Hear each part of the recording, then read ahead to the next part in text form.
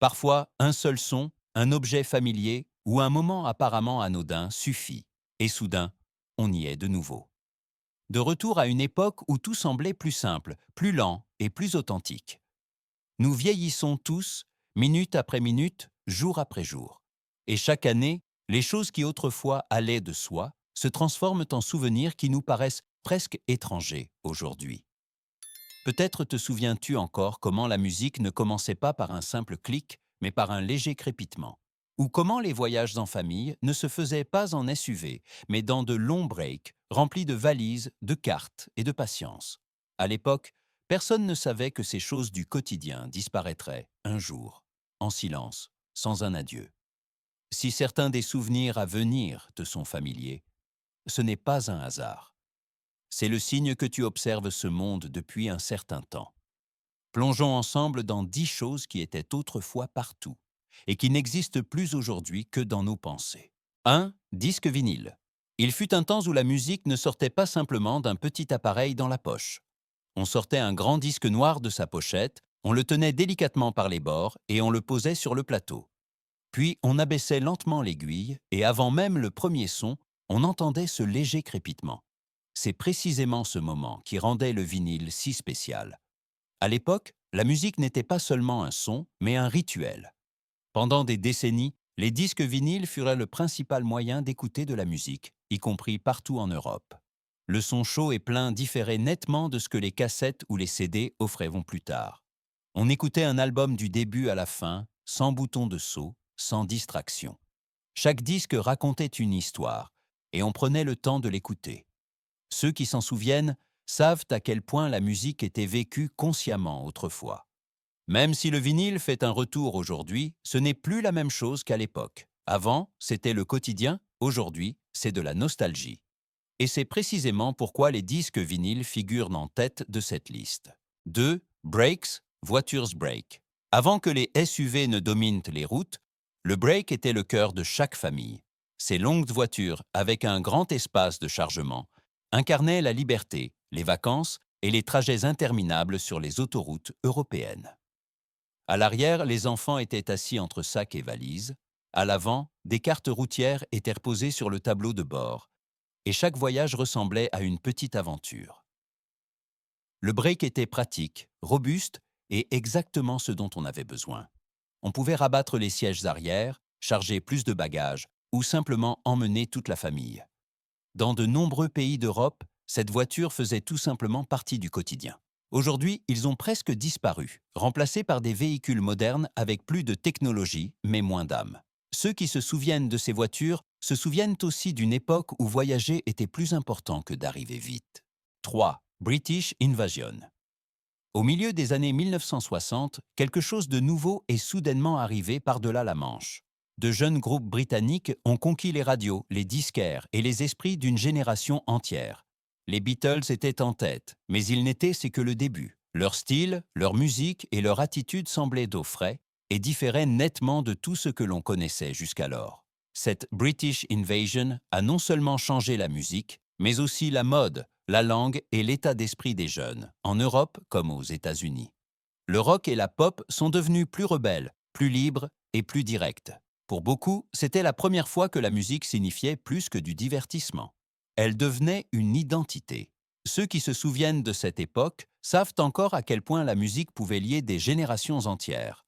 Ce fut une révolution culturelle que l'on n'a pas seulement entendue, mais vécue. 4. Soirée fondue. Il y avait des soirs où l'on ne se contentait pas de manger, mais où l'on s'asseyait ensemble à table et partageait du temps. Les soirées fondues étaient particulièrement populaires dans de nombreuses régions d'Europe dans les années 1960 et 1970. Au centre se trouvait un pot de fromage fondu ou de chocolat, et chacun y trempait du pain ou des fruits. Il s'agissait moins de se rassasier que de convivialité. La fondue était lente, agréable et rassembleuse.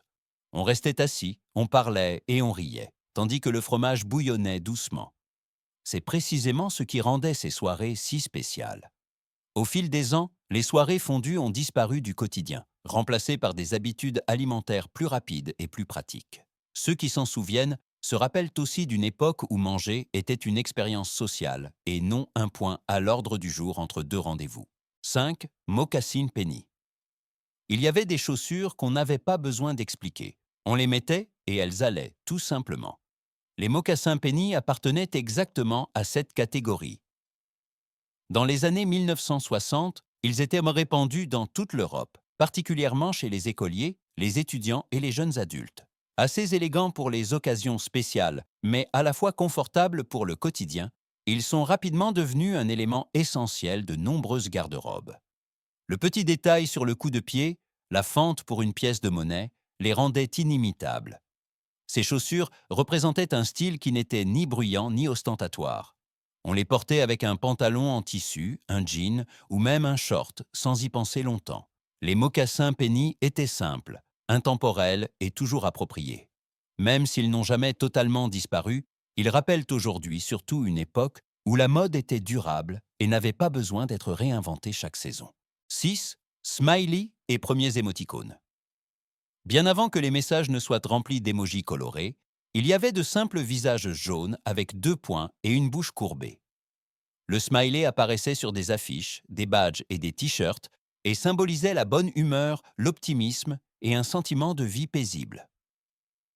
Dans toute l'Europe, ce symbole était omniprésent et immédiatement compréhensible, sans aucun mot. Dans les années 1980, le smiley a même trouvé son chemin dans le monde numérique, lorsque l'informaticien Scott Fahlman a proposé de représenter les émotions dans le texte avec des signes simples. C'est de cette idée que sont nés les premiers émoticônes, qui ont rendu la communication plus personnelle, bien qu'ils fussent techniquement extrêmement simples. C'est précisément là que résidait leur charme. Ceux qui se souviennent de cette époque savent encore à quel point il était spécial d'exprimer des émotions avec quelques signes. Le smiley était plus qu'une image. C'était un signe précoce de la façon dont la langue et la vie quotidienne changeaient lentement. 7. Coiffure chignon-ruche. Dans les années 1960, on ne pouvait pas les manquer. La coiffure chignon-ruche se dressait haut au-dessus des têtes et était une déclaration claire. Elle incarnait l'élégance, la confiance en soi et le désir de se faire remarquer.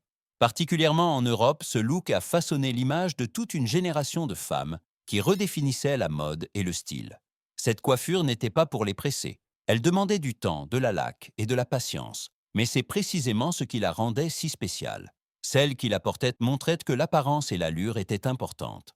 Aujourd'hui, le chignon ruche semble presque exagéré, mais à l'époque, c'était un symbole de son temps.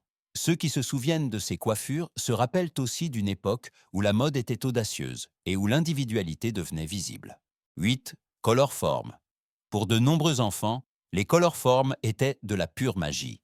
Des figurines colorées en plastique fin qui adhéraient aux surfaces lisses, sans colle, et pouvaient être réarrangées encore et encore. On pouvait créer des scènes, inventer des histoires, et tout changer à tout moment.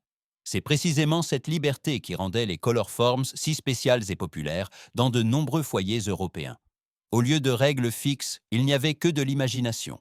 Des villes, des fermes ou des aventures entières prenaient vie sur un simple fond. Au fil du temps, ces jouets ont disparu des chambres d'enfants, remplacés par les écrans et les jeux numériques. Pourtant, le souvenir de longues heures de jeux sans technologie reste vivace pour beaucoup aujourd'hui. Ceux qui s'en souviennent savent encore à quel point le jeu pouvait être créatif et calme autrefois. 9. Jouets Slinky.